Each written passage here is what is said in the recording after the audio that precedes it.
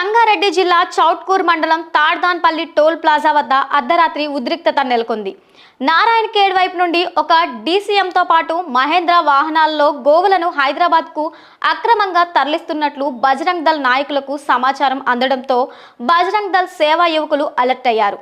దీంతో గోవులను అక్రమంగా తరలింపు విషయాన్ని పోలీసులకు అందించారు. ఈ క్రమంలో నాదెండ్ అకోలా 161 జాతీయ రహదారిపై నిఘా పెట్టారు. తాడ్దాన్పల్లి టోల్గేట్ వద్ద పోలీసులు వాహనాలను తనిఖీ నిర్వహించారు. ఈ సందర్భంగా ఒక అనుమానాస్పద డీసీఎం మహేంద్ర వాహనాలను ఆపి పరిశీలించారు.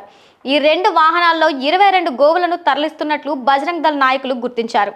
అందులో సదుపాయాలు లేకుండా, గోవులను ఎటువంటి సరైన ధృవపత్రాలు లేకుండా నిబంధనలకు విరుద్ధంగా ఒకదానిపై ఒకటి కుక్కి క్రూరంగా తరలిస్తున్నట్లు గుర్తించారు.